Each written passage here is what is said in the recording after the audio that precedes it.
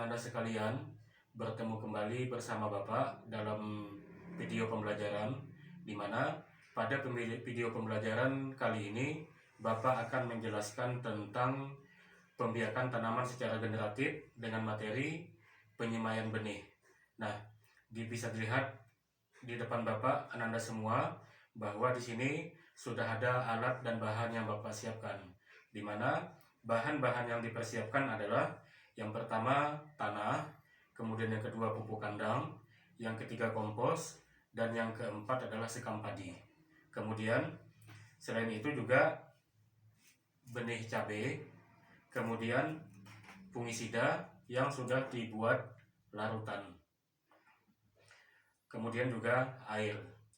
Nah, untuk alat-alatnya, yang pertama yaitu polybag, kemudian yang kedua sprayer, hand sprayer ya maksudnya, kemudian yang ketiga ada nampan atau piring kecil, kemudian yang keempat ada pinset dan wadah, dan terakhir adalah tempat persemaian, di mana yang Bapak gunakan yaitu bekas kotak telur.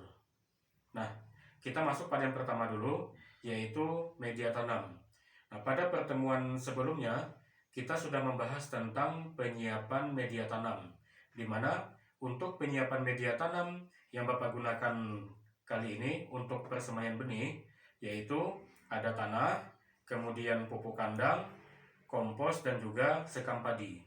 Nah, pemilihan beberapa jenis media tanam ini itu memperhatikan beberapa hal, dilihat dari beberapa keuntungannya. Seperti yang pertama, pupuk kandang, di mana pupuk kandang itu mengandung unsur N, P, dan K yang sangat bagus untuk pertumbuhan dan perkembangan bibit nantinya. Kemudian yang kedua, kompos, di mana kompos ini digunakan untuk memperbaiki struktur fisik tanah. Kemudian yang ketiga ada sekam padi. Penggunaan sekam padi, baik itu sekam padi mentah maupun sekam padi bakar, yaitu bertujuan untuk membentuk aerasi dan juga drainase yang bagus pada media. Nah, sehingga dengan penggabungan ke semua komposisi ini, maka akan mendapatkan media tanam yang sangat baik. Tentunya pupuk kandang, kompos, dan juga sekam padi terlebih dahulu diayak sehingga didapatkan media dengan struktur yang lebih kecil. Nah, setelah menjadi satu, Bapak menempatkannya pada wadah. Wadah yang digunakan tadi adalah bekas kotak telur, memanfaatkan wadah bekas untuk kita gunakan sebagai tempat penanaman. Bisa saja mungkin menggunakan polybag ataupun nampan. Tetapi dengan menggunakan kotak telur ini, nantinya pada saat penyapihan bibit, maka bisa dipotong-potong, kemudian dipindahkan ke bedengan ataupun ke polybag yang lebih besar. Nah, kemudian juga ada fungisida yang berfungsi untuk mencegah munculnya atau timbulnya jamur pada saat kita melakukan penyemaian.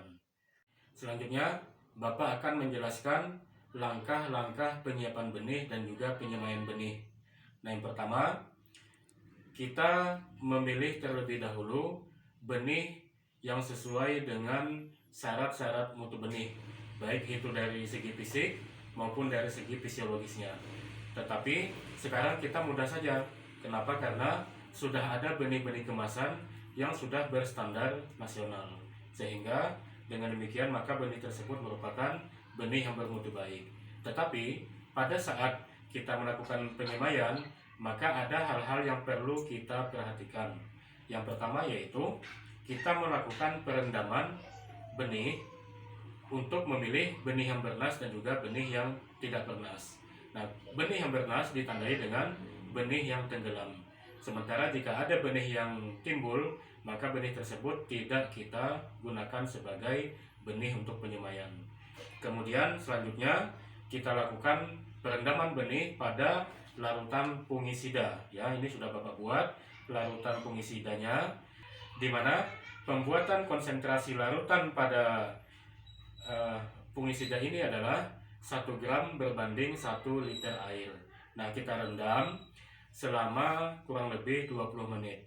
Nah, untuk menyingkat waktunya, sebaiknya perendaman untuk menghasilkan atau mencari benih yang tenggelam itu sekalian saja dengan perendaman pada larutan fungisida.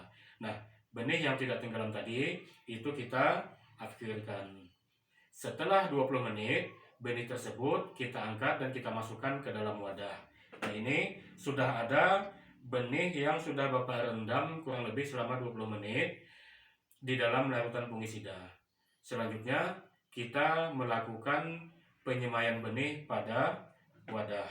Nah, di sini juga sudah Bapak siapkan media yang sudah dimasukkan ke dalam wadah bekas kotak telur tadi.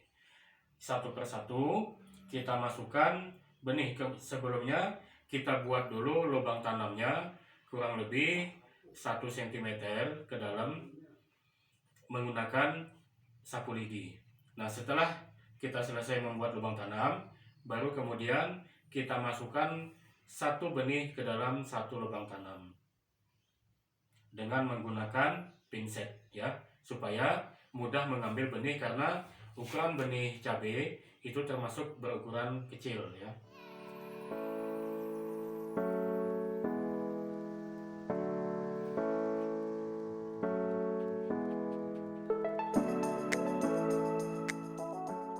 Pastikan bahwa satu lubang tanam itu hanya untuk satu benih saja. Supaya apa?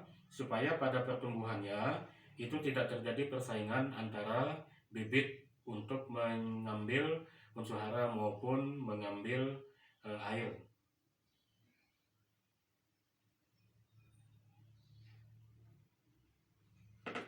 Nah, setelah kita melakukan penyemaian benih pada media, selanjutnya kita lakukan penyiraman.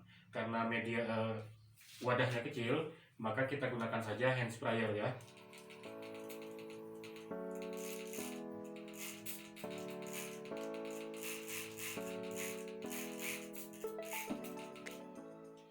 Tujuan dari penyiraman ini adalah untuk menjaga kelembapan daripada tanah, media tanam. Nah, dengan media tanam yang lembab, maka akan merangsang embrio untuk melakukan pertumbuhan, di mana enzim-enzim yang ada pada embrio, pada biji, itu akan merangsang tumbuhnya flumula dan juga radikula, sehingga akan tumbuh menjadi bibit. Nah, kurang lebih selama 2 minggu setelah kita melakukan penyemaian, maka bibit itu sudah bisa disapih. Kita lanjutkan dengan melakukan penyapihan, baik nanti pada polybag yang lebih besar ataupun pada bedengan yang sudah kita persiapkan. Selanjutnya kita melakukan perawatan, baik itu terhadap pemupukan, penyiraman, kemudian pengendalian hama penyakit, pengendalian gulma, dan juga lain-lainnya. Nah, pemeliharaan tersebut itu harus berlanjut, tidak boleh terputus. Kenapa? Karena salah satu faktor keberhasilan kita melakukan budidaya tanaman adalah kita melakukan pemeliharaan secara intensif. Nah, demikian Ananda semua video pembelajaran dari Bapak. Nantinya Ananda juga akan membuat proyek dengan melakukan penyemaian benih. Nanti akan Bapak bagi dalam 2 kelompok. Yang kelompok pertama yaitu penyemaian benih menggunakan wadah. Yang kedua, penyemaian benih pada bedengan. Nah, terima kasih atas perhatian Ananda. Bapak ucapkan Assalamualaikum warahmatullahi wabarakatuh.